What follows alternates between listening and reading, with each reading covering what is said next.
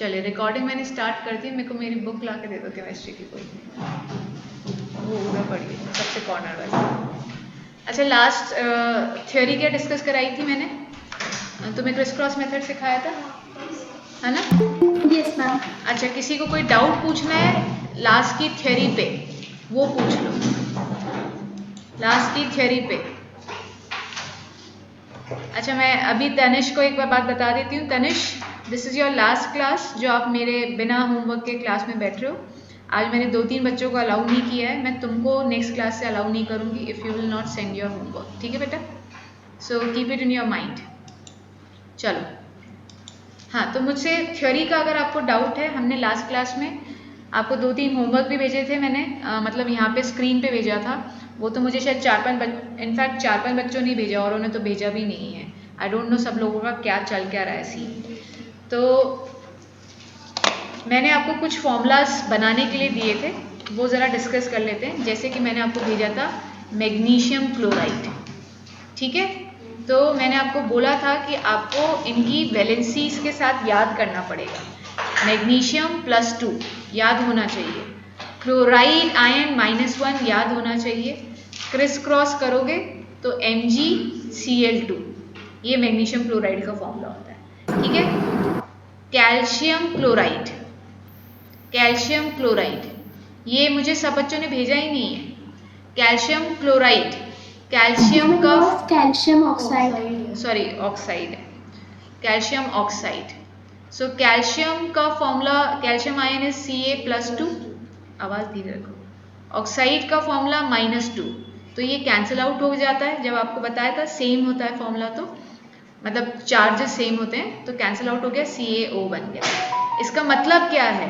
इसका मतलब ये होता है कैल्शियम के एक एटम ने 2 इलेक्ट्रॉन्स दिए, तो ऑक्सीजन के एक एटम ने वो दोनों इलेक्ट्रॉन ले लिए, बस इसलिए एक एक ही काम में आया। एल्यूमिनियम क्लोराइड, एल्यूमिनियम की वैलेंसी होती है +3, याद करनी पड़ेगी। फर्स्ट 20 एलिमेंट्स में आता है, हाँ ही लिबेव करोगे एल्यूमिनियम पे नंबर 13 आएगा। हो सकता है मेरी स्पीड तेज हो तो मुझे बता देना कि मैम थोड़ा सा धीरे धीरे।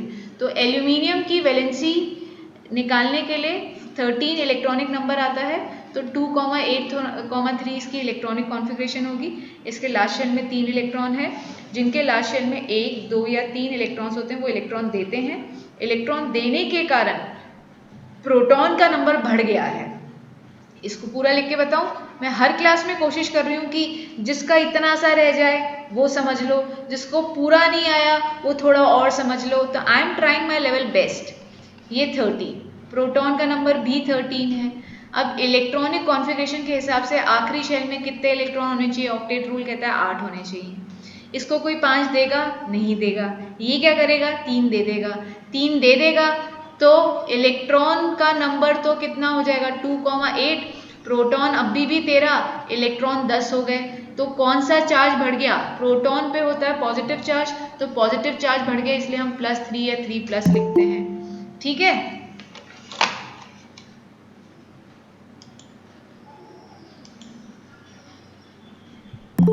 मैम।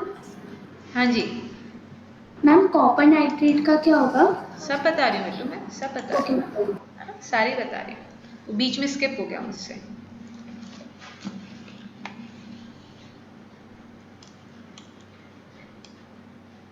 ओके, सो कॉपर नाइट्रेट, देखो जो अभी मैंने एक चीज़ तुमको नहीं बताई है वो मैं तुमको बता देती हूँ, क्योंकि केमिस्ट्री अगेन एक्सेप्शंस तो होंगे। There are certain atoms in chemistry जिनकी वेरिएबल वैलेंसी होती है। वेरिएबल वैलेंसी का मतलब क्या होता है? एक से ज़्यादा वैलेंसी। जैसे कि कॉपर, कॉपर की वैलेंसी +1 भी होती है और कॉपर की वैलेंसी +2 भी होती है। तुम्हें लर्न करना है कैसे बनी, क्यों बनी, इसमें नहीं जाना है, ठीक है? होती है। अब इनके नाम में फर्क आता है। देखो, कॉपर की वैलेंसी प्लस में है, तो मैंने तुमको बताया था कि कैटायंस के नाम नहीं बदलते, कॉपर आयन बोल दोगे। बट ये भी कॉपर आयन, वो भी कॉपर आयन, तो डिफ्रेंशिएट कैसे करोगे? तो +1 और +2 में से जो छोटी वैलेंसी होती है वो कॉपर की स्पेलिंग में अस एंड में ऐड करता है, क्यूपरस, क्यूपरस। ठीक है? और जिसके एंड में जिसकी वैलेंसी ज़्यादा होती है वो उसके एंड में इक ऐड करता है, क्यूपरिक। जैसे कि ये लिख लेना, ये सब लोग लिख लेना, ठीक है। ये इंफॉर्मेशन आपको नहीं पता है, आज पहली बार मेरे साथ सुन रहे हो। There are certain atoms in chemistry which have variable valency. इसका मतलब क्या होता है? एक से ज़्यादा वैलेंसी। एक एग्जाम्पल मैंने बता दिया तुमको, कॉपर। दूसरा देखो, आयरन। आयरन की वैलेंसी +2 होती है और आयरन की वैलेंसी +3 भी होती है। तो +2 वाले को हम बोलते हैं फेरस, फेरस, ठीक है, OUS एंड में आ जाएगा। और Fe वाले को हम बोलते हैं फेरिक, इक एंड में आ जाएगा, ठीक है। ये दो तुम्हारी 9th 10th के लिए, ये दो काफ़ी है। इन दो से तुम्हारी 9th 10th तो निकल जाएगी। और भी बहुत सारे होते हैं बट तुमको याद नहीं करने हैं। बस अब समझ जाना कि जब अस्त मतलब आए तो छोटी वैलेंसी। अब ठीक है, क्यूपरस की +1 होती है, क्यूपरिक की +2 होती है। कैसे होती है, क्यों होती है, उस बारे में नहीं, बट तुमको लर्न करनी पड़ेगी। क्योंकि तुम इधर देखो, फेरस की +2 होती है। हर एक एटम दूसरे एटम से डिफरेंट होता है। तो तुम ये तो बोल ही नहीं सकते मैम कॉपर की +1 है तो आयरन की, फेरस की क्यों नहीं है, तो डिफरेंट है। बट +2 और +3 में से +2 छोटा है तो उसके एंड में अस आ रहा है, फेरस, और एक +3 बड़ी वैलेंसी, ठीक है। तो ये चीज़ आज की क्लास के लिए थोड़ी सी नई हो गई है, घबराओ मत। हम एक नई लैंग्वेज ही सीख रहे हैं, हमारे पास बहुत टाइम है, ठीक है। ये चैप्टर पहले लेने का मतलब ही यही है कि जब एक्चुअल में तुम्हारी स्कूल में टीचर पढ़ाएगी या तुम्हारे साथ तुम्हारे फ्रेंड्स पढ़ रहे होंगे, you all will be pro in this topic. तुमको कुछ भी नहीं करना है, यू नो एवरीथिंग। आज देखो अपन को ऑलमोस्ट महीना भर हो जाएगा ये चैप्टर करते हुए। इट्स ओके, हम एक तो 2 चैप्टर कर रहे हैं, plus we are learning new language, और हर दिन मैं पुराने कॉन्सेप्ट को रिवाइज कराती जा रही हूँ, ठीक है। टेक योर टाइम, बट उसके लिए आप करना मत छोड़ो। जो होमवर्क मिलता है उसको उसी दिन करो। सब तुम्हारी क्लास में हैं 4-5 बच्चे जो मेरी क्लास खत्म हुई और मुझे होमवर्क भेज देते हैं। मैं उनका नाम लिखती ही नहीं हूँ, क्योंकि अब जैसे निशा मुझे काफ़ी बच्चे मुझे मैथ्स का भी भेज चुके हैं, निशा नहीं भेजा है, बट मैं लिखूँ क्या, मेरे पास अभी तो साइंस का ही होमवर्क नहीं आया। तो प्लीज़ सीखो इन बच्चों से कुछ। आप लोग एक होमवर्क भेजने में, क्लास 5 बजे स्टार्ट होने वाली है, आधे घंटे में मेरे को बच्चे होमवर्क भेजते हैं, और कुछ बच्चे तो देखो ना, आधी क्लास ने होमवर्क नहीं भेजा है। 21 स्टूडेंट्स आर देयर। बहुत बहुत गलत बात है, बहुत ज़्यादा। अगर आप लोग होमवर्क नहीं भेज रहे हो और स्कूल के होमवर्क का एक्सक्यूज़ बना रहे हो, तो it is completely, I take it as an excuse. तो स्कूल का होमवर्क मेरे सामने मत बोला करो, क्योंकि मैं ऑल्टरनेट डे तुमको ऑलरेडी देती हूँ पूरा टाइम, ठीक है। तो कभी भी मुझे कोई भी बच्चा स्कूल के होमवर्क का एक्सक्यूज़ नहीं देगा। अब मैंने तुमको दिया था कॉपर नाइट्रेट, मैम। हाँ जी, एल्यूमिनियम क्लोराइड का AlCl3 हुआ ना? हाँ मैं बता चुकी ना, बता तुम थे तो ना, क्लास में तो थे। एल्यूमिनियम +3, दूसरा पढ़ाने लग गए यार। क्लोरीन -1, क्रिस क्रॉस किया, ये देखो AlCl3, ठीक है, ठीक है संचित, ओके। अब देखो इधर मैंने कॉपर नाइट्रेट लिख दिया। अब तुम कहोगे यार मैम ने बोला था वेरिएबल होती है, इसमें तो कुछ स्पेसिफाई नहीं है, क्योंकि कॉपर तो कॉमन नाम लिख दिया मैंने, ना तो क्यूपरस लिखा ना क्यूपरिक लिखा। एक और तरीका होता है इसको बताने का, कॉपर के आगे रोमन नंबर लगा देते हैं। ये रोमन नंबर होता है ना, ये बेटा रोमन नंबर क्या बताता है, रोमन नंबर उसकी वैलेंसी बताता है आपको कौन सी लेनी है। अगर रोमन नंबर 1 लिखा होता तो मैं कॉपर की वैलेंसी +1 लेती, और रोमन नंबर 2 लिखा है तो मतलब मुझे कॉपर की वैलेंसी +2 लेनी है। तो तुम्हारे लिए काम बहुत आसान हो गया है, अब तो तुमको वैलेंसी भी याद नहीं करनी है, बट ये हमेशा नहीं होता है। तो तुम अभी के लिए तो मैंने तुम्हारे लिए बता दिया है। तो Cu की वैलेंसी इधर लेनी है +2, तुम्हें नहीं पता है, तुम पहली बार देख रहे हो, देखो आराम से। अब आप इसको क्रिस क्रॉस करोगे तो ये हो जाएगा Cu और ये होगा NO3 होल ट्वाइस। तो कॉपर नाइट्रेट का हमेशा फॉर्मूला यही होता है। धीरे, हाँ जी मैम, फिर इसका नाम भी क्यूपरिक नाइट्रेट होगा? Cupric is correct, copper nitrate is also correct, because CuNO3 exist नहीं करता है, CuNO3 होल ट्वाइस ही एग्जिस्ट करता है ना। तो तुम अभी बहुत छोटे हो, तुम्हें बहुत सारी चीज़ें नई नई सीखने को मिल रही है, ठीक है। घबराओ मत, बस सीखते जाओ। सोडियम सल्फेट, सोडियम सल्फेट देखते हो, ले लेंगे, मैंने एक सिप कर दिया, मैं आ जाऊंगी उस पर। सोडियम की वैलेंसी होती है +1, सल्फेट तुम्हें पूरा याद करना है SO4-2, पूरा याद होना चाहिए। नेक्स्ट वीक में इस चैप्टर का टेस्ट लूंगी कंबाइन, मतलब जो मैंने पढ़ा दिया, तो प्रिपेयर कर लो। इस वीक तो मैंने कल क्विज रख ही दी है, तो दैट इज द रीजन मैं रिटर्न टेस्ट नहीं ले रही हूँ, बट नेक्स्ट वीक के लिए रेडी रहो। Na2SO4 क्रिस क्रॉस करके बन गया। कैल्शियम कार्बोनेट, ये लो कैल्शियम कार्बोनेट, कैल्शियम की वैलेंसी +2, कार्बोनेट की भी वैलेंसी -2, क्रिस क्रॉस हो गया, CaCO3 बस CaCO3, ठीक है। आदत पड़ गई होल्ड वाइज होल थ्राइस बोलने की। तो एल्यूमिनियम फॉस्फेट, देखो जरा, एल्यूमिनियम की वैलेंसी होती है +3, फॉस्फेट की वैलेंसी होती है -3, कैंसिल आउट कर दो, AlPO4, बस इतना सही बनेगा, ठीक है। कैल्शियम हाइड्रोक्साइड, लिख दो पूरा नाम, कैल्शियम वॉल्यूम अपने हिसाब से टैकल करना। कैल्शियम हाइड्रोक्साइड,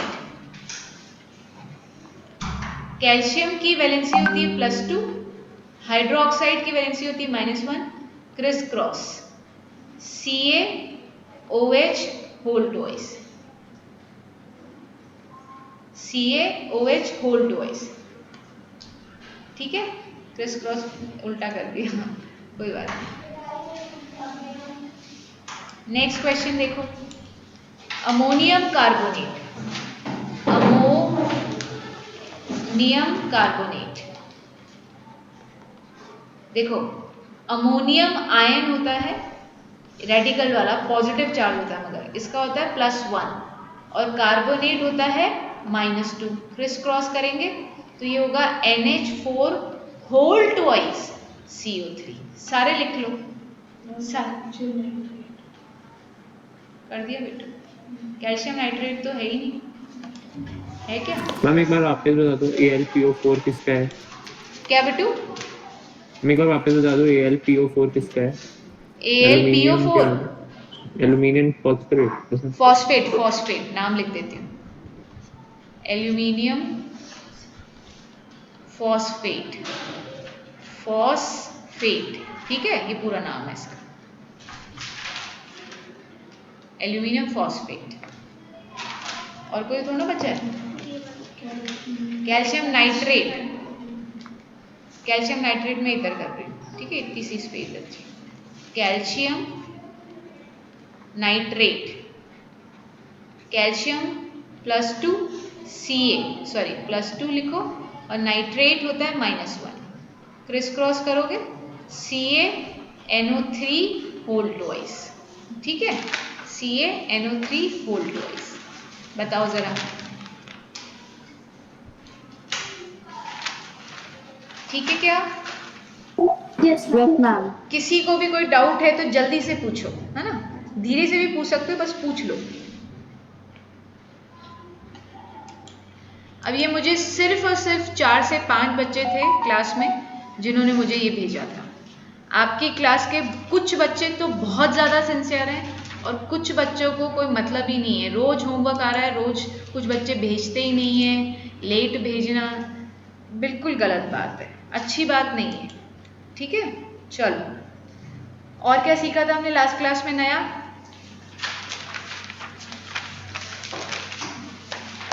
न्यूट्रॉन बता दिए मैंने, है ना, इलेक्ट्रॉन प्रोटॉन बता दिया, एटॉमिक नंबर बता दिया, मास नंबर बता दिया। अब जैसे ये एक क्वेश्चन है, देखो ज़रा मेरे साथ, मैं करवा चुकी हूँ ऑलरेडी, फिर भी देख, नहीं ये कर चुके हैं अपन, ये तो कर लिया है। चलो नई चीज़ पढ़ रहे हैं, 4th चैप्टर का पार्ट है, ठीक है, तुम लिखते जाना जिसका जो टॉपिक है, ये चैप्टर 4 का पार्ट पढ़ रहे हैं, आइसोटोप्स, चैप्टर 4 का पार्ट है, ठीक है। जैसे केमिकल फॉर्मूला चैप्टर 3 का पार्ट था, मैंने तुमको बताया था, आइसोटोप चैप्टर 4 का, तो लिख लो। आइसोटोप्स क्या होते हैं? These are the atoms of same elements having different mass number and same atomic number। ठीक है, लिखो जरा, फिर समझाते हैं। Isotopes are the atoms of same elements having same mass number, पहले लिख लो, सेम एटॉमिक नंबर चाहे पहले लिख लो और डिफरेंट मास नंबर लिख लो, या having different mass number and same atomic number, जैसे भी लिखना हो। क्या मतलब है इसका, लिख लिया? Yes ma'am. ओके, एक चीज और मैंने तुम्हें आपको प्रेजेंटेशन थोड़ा बताई थी ऊपर नीचे लिखने वाली शायद, हाँ वो बता देते तो हाँ मैम, वो शीट में थी वो नहीं हाँ आई। हाँ बता रही हूँ बेटा, बता रही हूँ, वो 2 चैप्टर साथ चल रहे हैं ना, थोड़ा सा कंफ्यूजन हो गया था। ठीक है, बता देते हैं। ये चीज साइड में देखना, जैसे x एक एलिमेंट है, x क्या रिप्रेजेंट कर रहा है, एक एलिमेंट को रिप्रेजेंट कर रहा है, a और z। a किसका सिंबल होता है, मास नंबर का, ठीक है, और z किसको रिप्रेजेंट करता है, एटॉमिक नंबर, ठीक है। तो जैसे कार्बन लिखा मैंने 12C6, इसका मतलब क्या है, इसका मास नंबर 12 है और एटॉमिक नंबर 6। ये लिख लो, ये चीज लिख लो, सब लोग अपनी कॉपी में लिख लो, ठीक है। x रिप्रेजेंट एनी एलिमेंट, फिर इसका जैसे ये एग्जाम्पल लिखा और लिख देती हूँ, ऑक्सीजन 16O8, मतलब 16 उसका मास नंबर, 8 उसका एटॉमिक नंबर। याद आता है एटॉमिक नंबर क्या होता है, नंबर ऑफ इलेक्ट्रॉन और नंबर ऑफ प्रोटॉन, ठीक है। 16 क्या होता है, मास नंबर, उसका फॉर्मूला क्या होता है, mass of proton plus mass of neutron, ठीक है। लिखो जरा,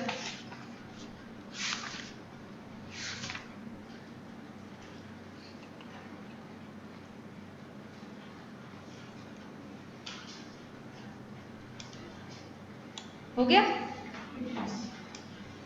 चलो आइसोटोप की बात कर रहे हैं, सब लोग ध्यान से सुनेंगे। आइसोटोप के लिए मैंने क्या लिखा है, लिख लिया है क्या सबने? Yes ma'am. ओके, स्क्रीन वापस ऊपर करूं क्या,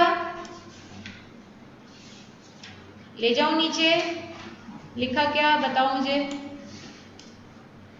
yes ma'am, done. Yes ma'am. Okay, चलो क्या सिखा रहे, तुमने डेफिनेशन क्या लिखी, एटम्स ऑफ सेम एलिमेंट जिनका एटॉमिक नंबर तो सेम है बट मास नंबर डिफरेंट है। Example 1H1, 2H1, 3H1। तुम याद करना, मैंने तुमको एक चीज बताई थी, इसको बोलते हैं प्रोटियम, इसका नाम, इसका होता है ड्यूट्रियम,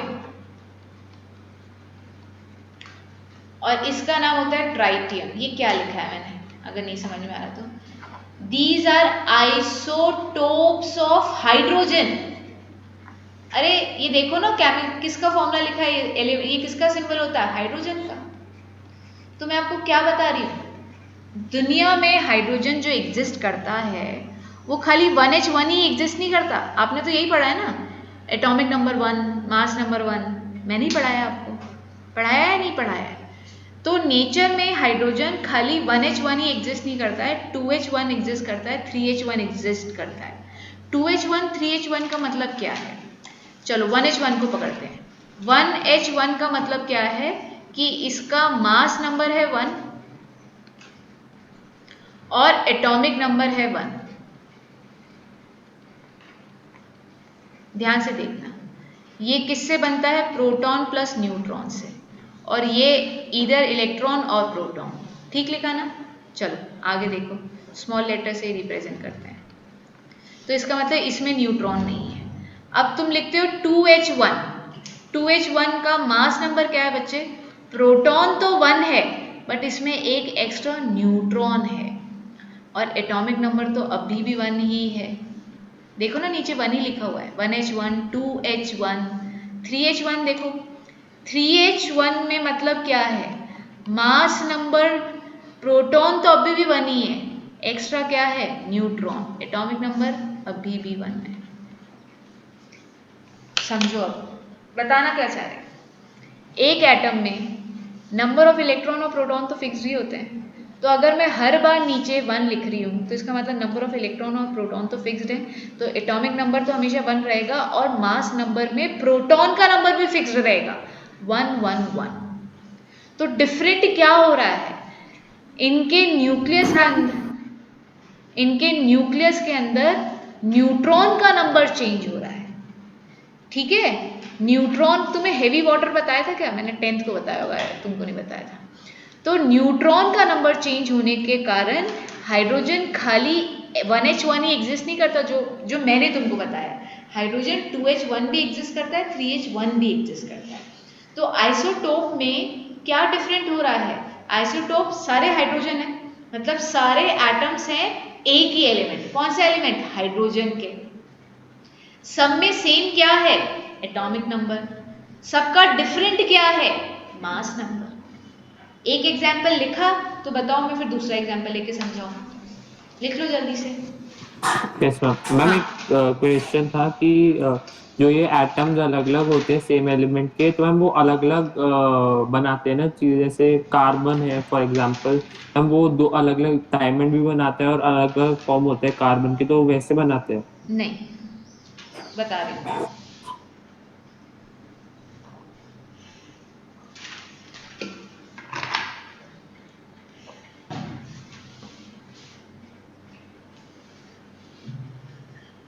तुम लिख लो फिर बताते हैं, आराम से समझो ये टॉपिक।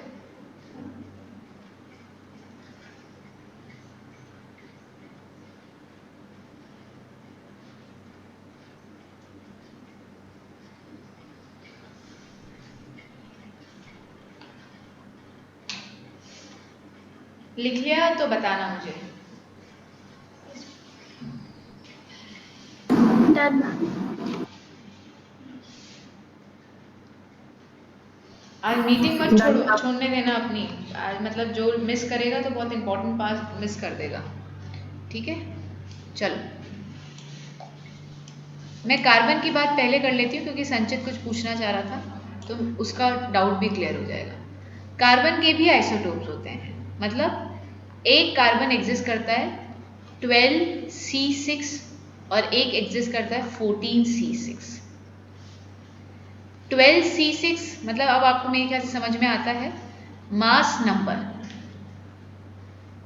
की बात करें तो प्रोटॉन का नंबर तो सेम ही रहेगा 6, क्योंकि नीचे एटॉमिक नंबर 6 ही है। डिफरेंट क्या होगा, न्यूट्रॉन का नंबर, एटॉमिक नंबर अभी भी क्या ही है, 6 ही है। इधर आ जाओ, इसका मास नंबर में प्रोटॉन का नंबर तो 6 ही है, तो बढ़ा क्या है, न्यूट्रॉन। एटॉमिक नंबर अभी भी कितना है, 6 ही है। तो कार्बन नेचर में हमें ये भी मिलता है और कार्बन नेचर में हमें ये भी मिलता है। ये क्या है, एटम्स किसके, सेम एलिमेंट। सेम एलिमेंट क्या है, कार्बन। डेफिनेशन पे जाओ, isotopes are the atoms of same element. एक कार्बन का एटम 12C6 नेचर में मिल रहा है, एक कार्बन का एटम 14C6 नेचर में मिल रहा है, तो isotopes are the atoms of same element, दोनों कार्बन के, having same atomic number but different mass number. आपको इन दो एग्जाम्पल से ये चीज अपने दिमाग में उतारनी है कि इनमें डिफरेंस किसकी वजह से आता है, because of the number of neutron. Who is responsible for the difference in mass? Number of neutron. Number of neutron is changing. सबके अंदर डिफरेंट क्या है, number of neutron is changing. तो अगर ये न्यूट्रॉन चेंज नहीं होता तो हमारी चीज़ें बहुत आसान हो जाती, फिर तो कुछ ही नहीं होता ना। बट न्यूट्रॉन चेंज हो रहा है तो हमको कार्बन 14 भी मिल रहा है और 12 भी मिल रहा है, ठीक है। संचित जो पूछ रहा है, जो लोग समझना चाहें और सुनना चाहें वो सुनना, मैं उसकी बात एक बार बता देती हूँ। आप लोगों ने लिख ली ये चीज़? कार्बन के 2 इलेक्ट्रॉन्स होते हैं, 2 आइसोटोप्स होते हैं और एक ये होता है, ठीक है। Yes, ma'am. हाँ जी, बोलो अनुष्का, कुछ पूछना है? No. ओके, ठीक है। तो अब आप सुनना, मैं आपको क्या बताने जा रही हूँ। संचित का क्वेश्चन, संचित कह रहा है कि ma'am carbon hardest form diamond के फॉर्म में भी एग्जिस्ट करता है और कार्बन ग्रेफाइट के फॉर्म में भी एग्जिस्ट करता है, जो कि सॉफ्ट और स्लिपरी होता है। मतलब आपकी लेड पेंसिल, ठीक है, आपकी जो लेड पेंसिल होती है जो उसके अंदर ग्रेफाइट होता है, सॉफ्ट एंड स्लिपरी। आपकी जो पेंसिल होती है उसके अंदर जो लेड होती है वो आप उसको ऐसे हाथ से तोड़ सकते हो बहुत आसानी से। डायमंड को हम बोलते हैं hardest substance ever known, hardest substance होता है ये। अब दोनों ही चीजें कार्बन की बनी है, एक तो हाथ से टूट रही और एक डायमंड से। तो संचित पूछना चाह रहा है क्या मैम ये कार्बन और ये कार्बन डिफरेंट है? तो मैं आप सबको बता देती हूँ, ये दोनों कार्बन सेम ही है, 12C6 और 12C6 ही है। फिर आपके दिमाग में ये क्वेश्चन आता है कि एक हार्ड क्यों है और एक सॉफ्ट क्यों है? तो वो कार्बन और कार्बन के बीच में जो बॉन्ड बन रहा है ना, वो बॉन्ड इसमें अलग तरीके से बनता है और इसमें अलग तरीके से बनता है। अब वो बॉन्ड तो तुमको पता ही है कि कोवेलेंट बॉन्ड, शेयरिंग हो रही है ना, ये डंडा लगाया तो मतलब क्या, कार्बन कार्बन में शेयरिंग हो रही है। तो तुम्हें बस ये याद रखना है, क्वेश्चन जो उसका था कि क्या मैम डायमंड और ग्रेफाइट दो डिफरेंट कार्बन के आइसोटोप्स हैं? नहीं, सेम 12C कार्बन 12C6 से बने हुए हैं, पर दोनों में कार्बन कार्बन के बीच में जो बॉन्ड बना है वो डिफरेंट है, जिसके कारण डायमंड तो हार्डेस्ट है और ग्रेफाइट सॉफ्ट होता है। आज की क्लास में अभी के लिए तुम इतना ही याद रखो। इन डायमंड और ग्रेफाइट को 10th में हम बोलते हैं these are called allotropes of carbon, ठीक है, एलोट्रॉप्स ऑफ कार्बन। कार्बन का वो जिनका केमिकल फॉर्मूला तो सेम है, ये भी कार्बन से बना है वो भी कार्बन से। कोई तुमसे पूछे what is the chemical formula of diamond, you will say C. What is the chemical formula of graphite, you will say C. But इनका फिजिकल स्ट्रक्चर डिफरेंट है, ठीक है, इनका फिजिकल स्ट्रक्चर डिफरेंट है। सक्षम, आपने बहुत ज्यादा इंपॉर्टेंट क्लास मिस करी है। हम लाइट चली गई थी। अच्छा, ठीक है, तो ये चीज एक्स्ट्रा थी। संचित, क्या तुम्हारे क्वेश्चन का आंसर मिला है क्या तुम्हें थोड़ा बहुत? यस मैम, मिल गया मैम। 14C6 किसमें क्या बनाता है? 14C6 अगेन बहुत ज़्यादा तुम्हारा एक्स्ट्रा नॉलेज के है, इसलिए मैं बहुत ज़्यादा नहीं बताऊंगी। ये रेडियो एक्टिव सब्सटेंस होता है। अब तुम्हें रेडियो एक्टिव सब्सटेंस नहीं पता है क्या होते हैं, ये मेडिसिन में काम आता है, तुम इतना याद कर लो, ठीक है। रेडियो एक्टिव सब्सटेंस जिनमें से रेज निकलती है, अल्फा बीटा गामा रेज। अब अल्फा बीटा गामा रेज क्या होती है? तो अगेन ये 12th का पार्ट मैम आता पता है मैम। तो बहुत अच्छी बात है फिर, ठीक है। तो C14 is radio active substance, तुम इतना सा याद रख लो। चलिए, इसी तरीके से ऑक्सीजन के भी आइसोटोप्स होते हैं, सिर्फ एग्जांपल्स दे रही हूँ। ऑक्सीजन नेचर में 6O8 भी एग्जिस्ट करता है और 18O8 भी एग्जिस्ट करता है। मतलब अगर हम दोनों का मास नंबर लिखेंगे तो ये mass number proton plus neutron के कारण होता है, तो इधर तो ये बराबर है। एटॉमिक नंबर तो हमको पता ही है, एटॉमिक नंबर क्या होगा, 80 होगा। अब मैं मास नंबर को किससे लिखूं, ए से लिखूं, हमने यूज किया था ना AZ। तो एटॉमिक नंबर तो न्यूट्रॉन प्लस प्रोटॉन के कारण होता है, तो प्रोटॉन तो अभी भी 8 है, न्यूट्रॉन कितने हैं 10। और Z से लिखो एटॉमिक नंबर, तो वो तो अभी भी 8 है, ठीक है। तो who is responsible for different mass, number of neutron, इतना सा याद रखिए, number of neutron is responsible for the different मास। एक बार फिर से डेफिनेशन रिकॉल करने की कोशिश करें। What do you mean by the term isotope? ये एग्जाम में पूछी जाती है और पूछते हैं गिव वन एग्जाम्पल। क्वेश्चन बता दिया किस तरीके से पूछा जाएगा और आपको क्या आंसर करना है। Isotopes are the atoms of same element, oxygen के ही एटम्स हैं। दोनों में क्या कॉमन है? Oxygen element. दोनों ऑक्सीजन के दो एटम्स हैं। So isotopes are the atoms of same element having same atomic number, you can see that, but different mass number.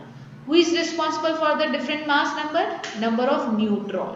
क्या याद रख सकते हैं इतनी सी बात? जल्दी से बताएंगे। Yes. Okay, is this clear to everyone? सब लोग रिप्लाई करेंगे तो अच्छा रहेगा, है ना? अच्छा टॉपिक है। चलो मैं एक बार आइसोटोप खत्म हो गया तो मैं चैट विंडो पे देखने आ रही हूँ कौन लोग कह रहे हैं कि मैम समझ में आ गया। ठीक है, डेफिनेशन छोटा मतलब बेसिक डेफिनेशन समझ में आ गई क्या? वो उस पर मत जाना जो उसने पूछा संचित ने। ठीक है, बेसिक डेफिनेशन हमको क्या याद करना है? Isotopes are the atoms of same element जिनका क्या डिफरेंट है? Mass number. क्या सेम है? Atomic number. तो ये बेसिक डेफिनेशन की बात कर रही हूँ। और क्या इसके 3 एग्जाम्पल जो हमने समझे वो समझ में आ गए? बस हमारा काम चल जाएगा। हाँ सक्षम बेटा, मैं रिकॉर्डिंग कर रही हूँ, देखना जरूर। ठीक है, चलो आगे बढ़ते हैं। अब एक और नई टर्म है आइसोबार्स। फिर से चैप्टर 4 का ही है, तो लेट मी क्लियर दिस। ठीक है, तो जिससे कि आप रिवाइज करो केमिस्ट्री एनसीईआरटी में से, तो आपको ये पता होना चाहिए कौन सा पार्ट हमारा चैप्टर 4 का है, कौन सा चैप्टर 3 का। Isobars are the atoms of different elements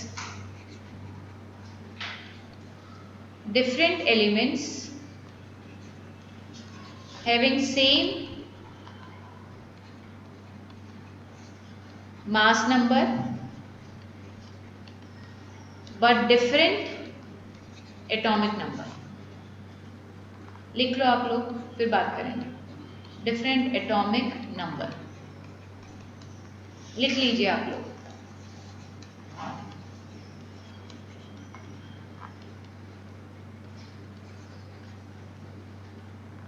sorry 40 है ये, दिस इज 40। डेफिनेशन लिख ली क्या?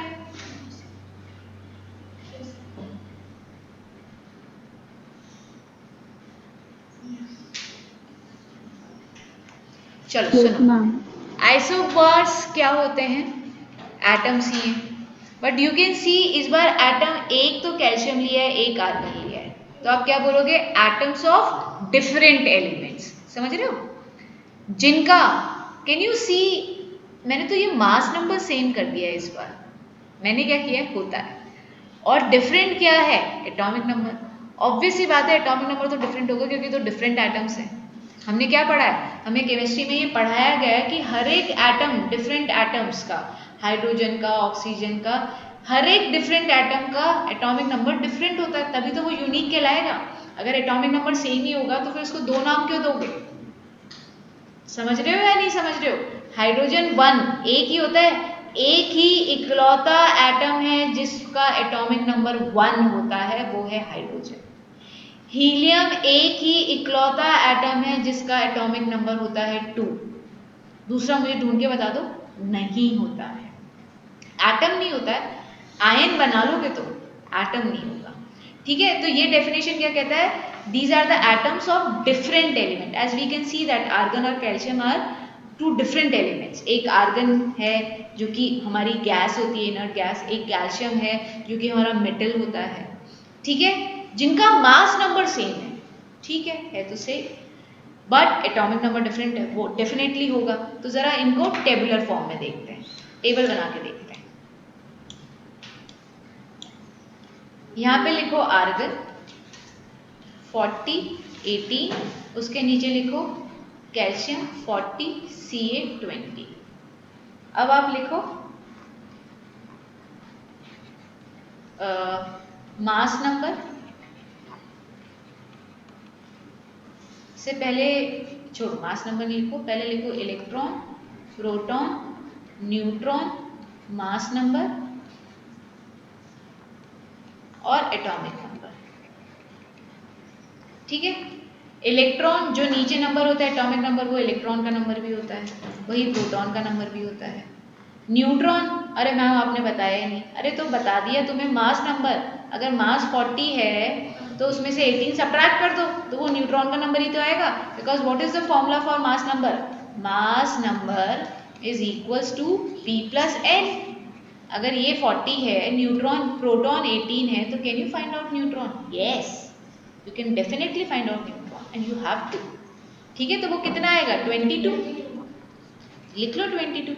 मास नंबर 40 गिवन है, एटॉमिक नंबर ले लिया 18। इसमें लिखो calcium electron 20, proton 20, neutron 20, 40 minus 20 will give you 20, mass number 40, atomic number 20 different. तो देख सकते हो इन 5 कॉलम में जो सेम क्वांटिटी है वो ये है। ठीक है, किसके कारण इनका सेम आया? अरे भाई दोनों में न्यूट्रॉन भी डिफरेंट है, प्रोटॉन भी डिफरेंट है, सोचो ही मत, तुम तो इतना दिमाग ही मत लगाओ। और ऑब्वियस सी बात है, अगर हमारा एटम डिफरेंट है तो इलेक्ट्रॉन और प्रोटॉन का नंबर तो डिफरेंट आना ही आना है। अब न्यूट्रॉन का नंबर भी कुछ ऐसा आया कि दोनों का सम अप होके मास सेम आ गया। ठीक है, आ गया तो आ गया। तो सिंपल याद रखना है, what are isobars? Isobars are the atoms of different elements having same mass number but different atomic number. वो तो होगा ही क्योंकि डिफरेंट एटम्स हैं। जितने भी एटम्स जिनको हम बोलते हैं ये एटम, ये एटम, ये एटम, ये एटम, तो इनका क्या डिफरेंट होगा? इसका एटॉमिक नंबर अलग होगा, इसका अलग होगा, इसका अलग होगा, इसका अलग होगा। जैसे कि बहुत ही प्रैक्टिकल एग्जाम्पल जिसके लिए आई थिंक तुम लोगों को शायद मेरी क्लास अच्छी लगती हो या तुम ज़्यादा रिलेट कर पाते हो। आपकी क्लास में कितने बच्चों का रोल नंबर सेम होता है? Did you get the answer? Nobody. सबका रोल नंबर एक ही, एक बच्चा एक रोल नंबर पे क्यों है?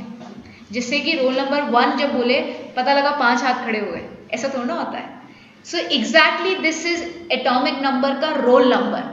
अब याद रखोगे, अगर सारे एटम्स डिफरेंट है तो उनका रोल नंबर मतलब एटॉमिक नंबर डिफरेंट होना चाहिए। अब तुम ये याद भी रहेगा और तुम्हें कॉन्सेप्ट भी 2 मिनट में समझ में आ गया। ठीक है, तो this is how you can also relate. और मुझे भी बताया करो मैम अगर इसको ऐसे पढ़ सकते हैं क्या, कि ये लाइव एग्जाम्पल मुझे याद आया, तो ये लाइव एग्जाम्पल अभी मुझे एकदम से बना, ऐसा नहीं कि मैं घर से प्रैक्टिस करके आई थी। ठीक है, तो जैसे कि हमारा क्लास में रोल नंबर डिफरेंट होता है, ऐसे हर एक एटम का एटॉमिक नंबर डिफरेंट होता है। आइसोटोप में सबका एटॉमिक नंबर सेम था बिकॉज एलिमेंट ही सेम था। हाइड्रोजन हाइड्रोजन हाइड्रोजन हाइड्रोजन, जिसके आपने 3 नाम रख दिए, प्रोटियम, ड्यूट्रियम, ट्राइटियम। क्या डिफरेंट था? मास नंबर था, क्योंकि सारे हाइड्रोजन थे तो एटॉमिक नंबर तो सेम ही चाहिए था। ठीक है, अब वो एक ही रोल नंबर पे 3 अलग तरह के हाइड्रोजन है, बट हमें इतना डिटेल में नहीं जाना है। तो did you get the meaning of atomic number? हर एक एटम का डिफरेंट क्यों होता है? ठीक है, तो ये बहुत ही बेसिक इंफॉर्मेशन थी। आइसोटोप की एप्लीकेशन मैं लिखवा रही हूँ, ये लिख लो, एक थ्योरी का पार्ट है, application of isotopes. Application of isotopes कई बार एग्जाम में पूछी जाती है। आइसोटोप की एप्लीकेशन क्या होती है, जो मैं लिखवा रही हूँ उतनी सी याद करना। ठीक है, पहला as nuclear fuel. Nuclear reactor सुना है क्या तुमने? अच्छा, हाइड्रोजन बॉम्ब सुना है? हिरोशिमा नागासाकी के अंदर जो बॉम्ब ब्लास्ट हुआ था, वो क्या था? हाइड्रोजन बॉम्ब था। उसके आफ्टर इफेक्ट्स क्या थे? उसमें से क्या निकली थी? Radioactive rays. उन रेडियो एक्टिव रेस से क्या हुआ? उनकी जनरेशन्स ही खराब हो गई। ठीक है, किसी के हाथ नहीं है तो उनकी नेक्स्ट जनरेशन में भी नहीं आए, बहुत सारे। तो उन बॉम्ब्स में से क्या निकलती है? रेस। वो रेस क्या होती है? Alpha beta gamma rays. तो न्यूक्लियर फ्यूल यूरेनियम 235, यू का सिंबल होता है यूरेनियम। यूरेनियम 235 एक यूरेनियम 235 भी होता है, तो यूरेनियम 238 भी होता है। ठीक है, क्योंकि हम आइसोटोप की बात करें तो मतलब हम क्या बोलेंगे? एक ही एटम के 2 डिफरेंट मास नंबर। तो ये जो यूरेनियम 235 जो होता है, ये हम न्यूक्लियर फ्यूल, मतलब न्यूक्लियर फ्यूल हम क्यों बनाते हैं? बहुत सारी एनर्जी निकालने के लिए, बनाने के लिए। न्यूक्लियर फ्यूल से जो हमको एनर्जी मिलती है वो बहुत ज़्यादा होती है, बहुत ज़्यादा। ठीक है, बशर्ते आपको इस न्यूक्लियर फ्यूल से जो एनर्जी मिल रही है उसको कंट्रोल करनी आनी चाहिए। अगर आप कंट्रोल कर लोगे तो ये एनर्जी यूज कर पाओगे, अनकंट्रोल हो जाएगी तो भैया कुछ भी हो सकता है। ठीक है, तो उसके अंदर फ्यूल क्या होता है, जो चीज जलती है और एनर्जी देती है। पेट्रोल जलता है तो कार चलती है। ठीक है, तो यूरेनियम 235 को जला के एनर्जी मिलती है, तो that is the reason uranium 235 as use as nuclear fuel. रखोगे याद, बस इतना से याद रखना है। चलो आगे बढ़ो। Carbon dating, carbon dating C14।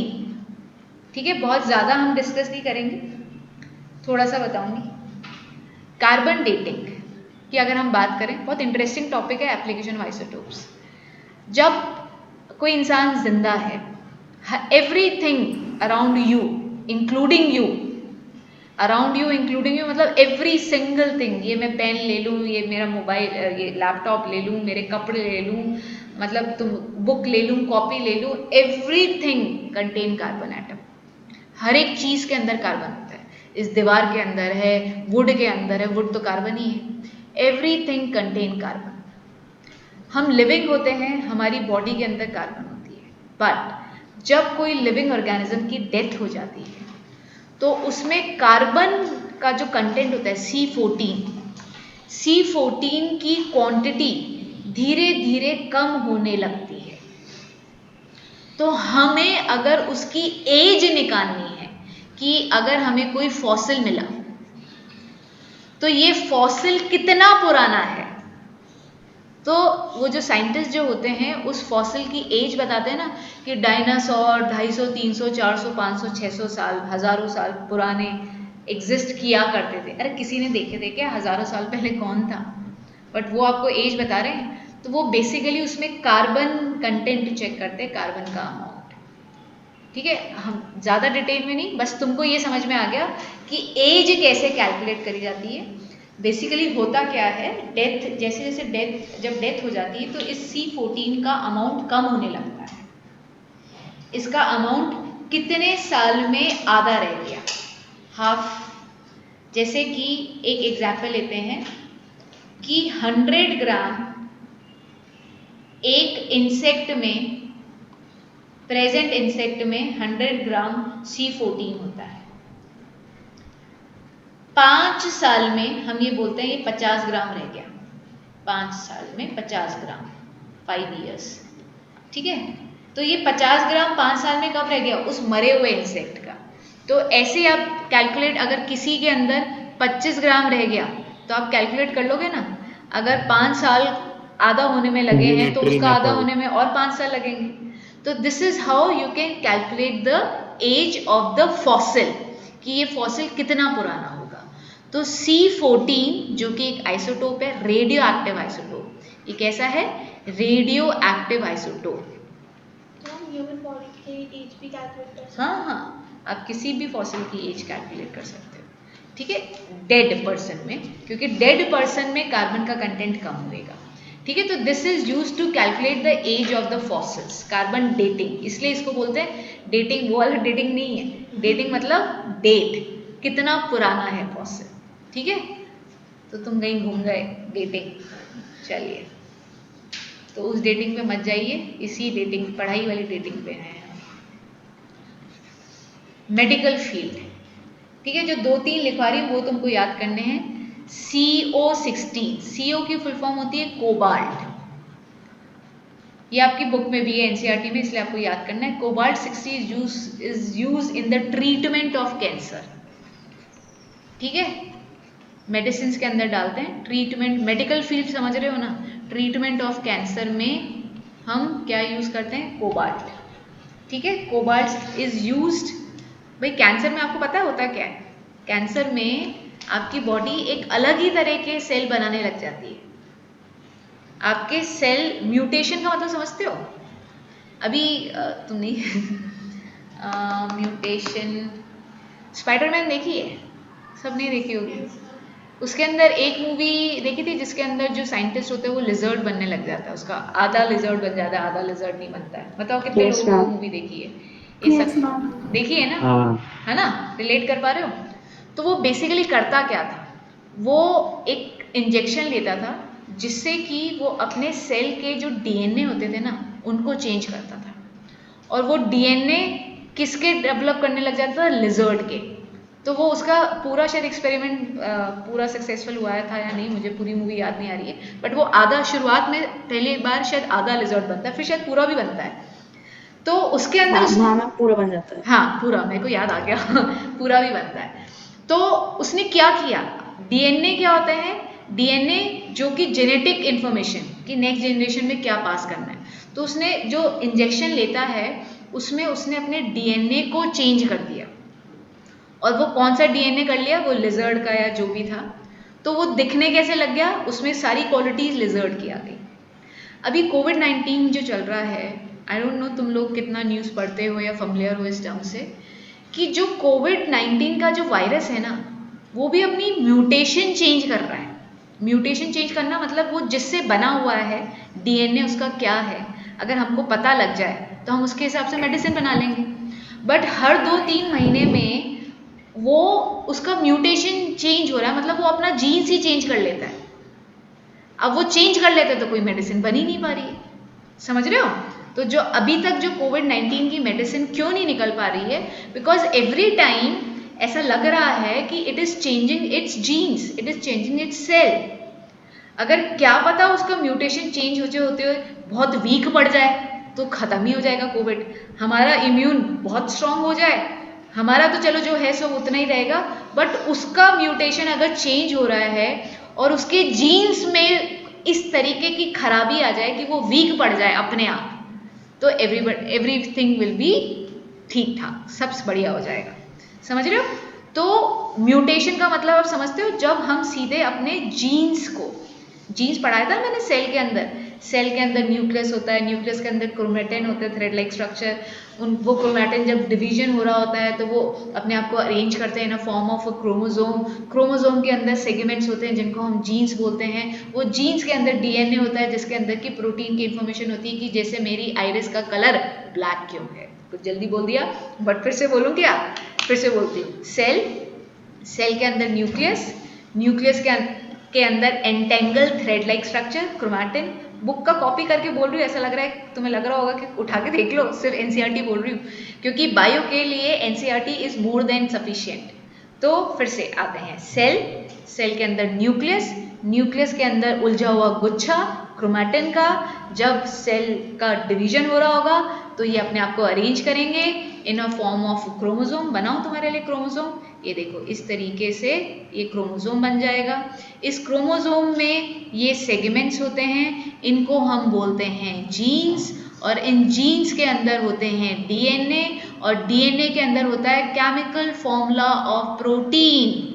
Chemical formula of protein मतलब आपको अगर मेरे ईयरलोब का स्ट्रक्चर ये है तो ये केमिकल फॉर्मूला मेरे इस क्रोमोसोम के अंदर फीड था कि मेरे को ये मेरा स्ट्रक्चर मेरे फादर के जैसा है। जिन लोगों को समझ में आता है, तुम देखते हो कई लोग बहुत सारी चीज़ें, फिंगर्स मेरी मदर के जैसी है, मेरी हाइट दोनों के जैसी नहीं है ठीक है? तो जैसे मेरे father is small short heighted and my mother is tall, मैं अपनी मम्मी से छोटी हूँ हाइट में, ठीक है? ऐसा होता नहीं है usually, but my mother is 5'5" and I am 5'3½ only, ठीक है?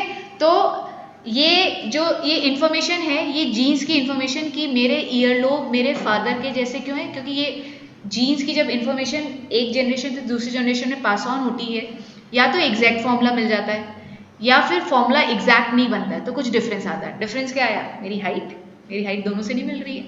क्यों? क्योंकि जब ये फॉर्मूला बन रहा था तो फॉर्मूले में चेंज आ गया। That is the reason we are similar to our parents but we are not the carbon copy. नहीं तो सभी लोग मम्मी जैसे दिखेंगे और पापा तो मतलब हम डिफ्रेंशिएट कैसे करेंगे? तो we have our individual identity because जब ये डीएनए बन रहे थे तो उसके अंदर थोड़े से चेंजेस आए, वो ज़रूरी भी है, उससे इवोल्यूशन होता है। आपने सुना होगा कोविड-19 के लिए ऐसा कह रहे हैं कि 60 से 65 की उम्र के लोगों के लिए खतरे की घंटी है। if they are suffering from this disease, then it is quite difficult for them to survive, to revive. But हमारी एज में भी डेथ हो रही है, ऐसा नहीं है कि 30-40 वाले भी उम्र की भी डेथ हो रही है, बट स्टिल उनके सर्वाइवल चांसेस ज़्यादा हैं. क्यों? क्योंकि सबका इम्यूनिटी डिफरेंट है, सबका डीएनए डिफरेंट है, तो हर एक की बॉडी हर एक पे डिफरेंट तरीके से रिएक्ट करती है. Is this okay?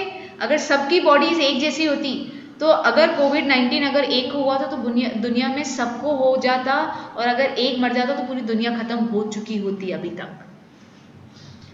Yes, but we are not saying. That is the reason we are able to survive.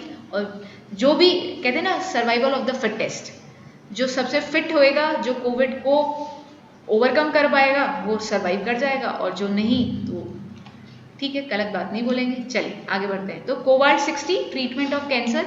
Cancer की बात पे आए तो कैंसर बेसिकली आपके बॉडी के अंदर ऐसे अनवांटेड सेल बनाता है, और वो जो सेल होते हैं मतलब विद इन सेकेंड्स मिलियंस में बनते हैं, मिलियंस में बनते हैं, जो कि आपकी पूरी बॉडी को डैमेज करते जाते हैं. दैट इज द रीजन अभी भी कैंसर ठीक है, कई बार कई लोगों का क्योर हो जाता है, बट इट डिपेंड्स कि किसका किस स्टेज पे है.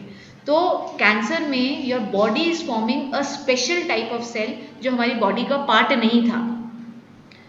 वो कैसे एंटर हुआ भगवान जानता है कि कैंसर का क्यों होता है, क्या रीज़न है, बट वो कुछ ऐसे सेल बनाता है और जो कि सेकेंड्स में मिलियंस बनते हैं आपकी बॉडी में. तो उनका जो मल्टीपल रेशियो होता है मल्टीप्लाई होने का, वो बहुत ज़बरदस्त होता है. दैट इज़ द रीज़न, जैसे आपने सुना होगा 4th stage cancer, 3rd stage cancer, कि भैया अब तो क्योर ही नहीं है, बिकॉज वो आपकी बॉडी में पूरे में फैल चुका है. वो इस तरीके से मल्टीप्लाई होता है. अगर इनिशियल स्टेज में पता लग जाता है तो आपने सुना होगा भाई एक पर्टिकुलर ब्रेन ट्यूमर का मतलब क्या है? ब्रेन का कैंसर मतलब थोड़े से पार्ट में फैलने लगे थे, वो पार्ट निकाल लिया, क्योंकि निकालना ही पड़ेगा. अगर उधर वो सेल बन रहे हैं तो उन सेल को निकालना पड़ेगा, और अगर गलती से भी एक सेल रह गया तो वो फिर से मल्टीप्लाई हो जाएगा. आपने सुना होगा लोगों को कैंसर फिर से आ गया मतलब एक सेल रह गया था तो वो मल्टीप्लाई होने लग गया. ठीक है, तो ट्रीटमेंट ऑफ कैंसर तो मतलब ये जो आपके अनवांटेड सेल जो बनने लगे थे बॉडी के अंदर, कोबाल्ट उसको मारने में थोड़ी बहुत हेल्प कर देता है. एक और लिख लीजिए, आयोडीन 131. ठीक है, ये थायराइड डिसऑर्डर, थायराइड का भी बारे में थोड़ा सा बता देती हूँ. थायराइड डिसऑर्डर के ट्रीटमेंट में काम आता है आयोडीन 131. थायराइड डिसऑर्डर मतलब ये डिजीज क्या होती है? Disease is called goitre. आप गूगल भी कर सकते हो. गोइटर में क्या होता है? गला फूल जाता है. ठीक है, गोइटर के अंदर गला फूल जाता है. थायराइड बेसिकली क्या होता है? आप लोगों ने सुना होगा कि कई लोग बोलते हैं कि यार मैं इतना वर्कआउट करता हूँ, मैं मोटा नहीं होता, और कई लोग पतले नहीं होते. ठीक है, कई लोग बहुत खाते हैं बट फिर भी मतलब 40-50 kilo depending upon their age. उसके पास वाला वो वैसे ही खुलता रहता है बेचारा कि मैं नहीं खा के भी फूले जा रहा हूँ, वो बिना खाए भी नहीं फूल रहा है. कई लोग वर्कआउट करते हैं उसके बाद भी उनके साथ जो लगे थे उनका 5-6 किलो वजन कम हो जाता है, कईयों का होता ही नहीं है. ऐसा क्यों होता है? Metabolism. Have you heard the term metabolism? क्या होता है आखिर मेटाबॉलिज्म? आपने जो खाना खाया, आपकी बॉडी उस खाने को कितने समय में डाइजेस्ट कर लेती है, चाहे वो प्रोटीन है या कार्ब्स है, व्हाटएवर यू आर ईटिंग, आपकी बॉडी उसको कितनी देर में डाइजेस्ट कर लेती है, दैट इज योर मेटाबॉलिज्म. कई लोगों का मेटाबॉलिज्म बहुत फास्ट होता है, पतले लोगों का. हम वो मोटे ही नहीं होते. पतले लोगों का संचित, मैंने भी इधर से मैंने पतले लोग बोला, उधर से तुमने बोला वो मोटे नहीं होते, तो हम दोनों एक ही बात बोल रहे हैं. तो they are suffering from thyroid. Thyroid 2 तरह का होता है. एक थायराइड जो बॉडी को पतला करता है, जिसके अंदर आप कितना भी खाओ, कुछ भी खाओ, आपको कुछ नहीं लगता है. और एक थायराइड आप कितना कम खाओ, कितना भी वर्कआउट कर लो, बट आपको फुलाता ही रहेगा.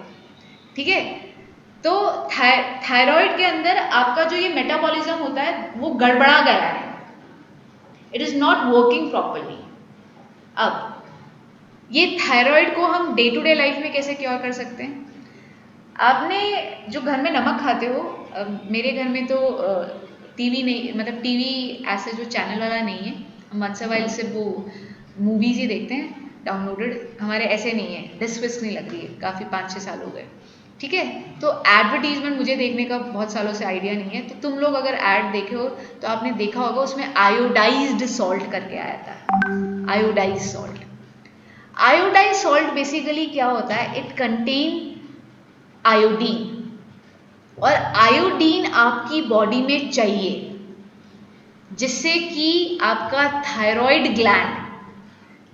ग्लैंड इधर होता है, वो थायराइड ग्लैंड का काम ही क्या होता है, मेटाबॉलिज्म को बैलेंस करना। तो आपका थायराइड ग्लैंड, थायरॉक्सिन एक हार्मोन होता है, मेरे मुंह से निकल रही है terms, I can't help it क्योंकि ये 10th का पार्ट है।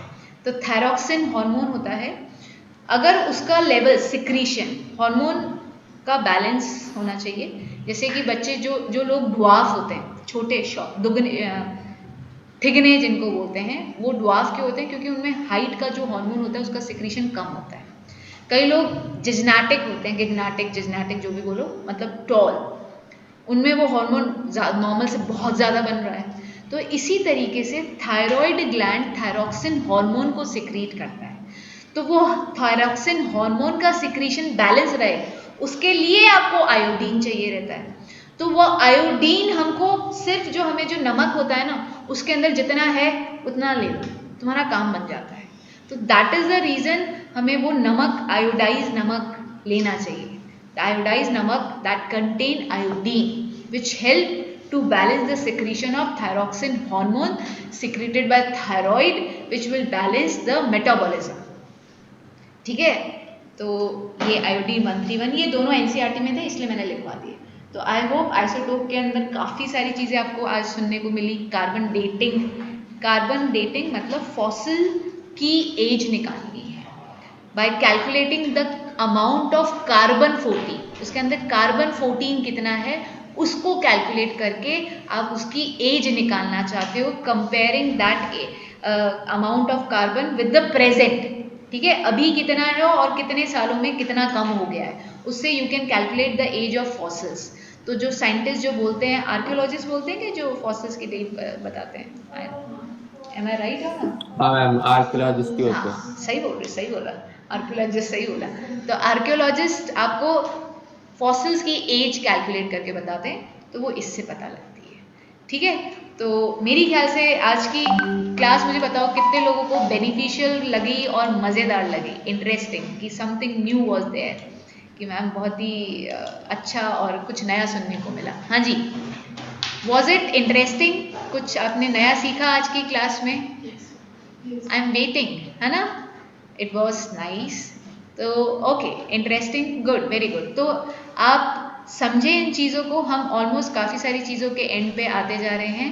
एंड प्लीज़ बच्चे, कल मैंने आप लोगों के कहने पे आपके टॉपिक्स का क्विज रखा है।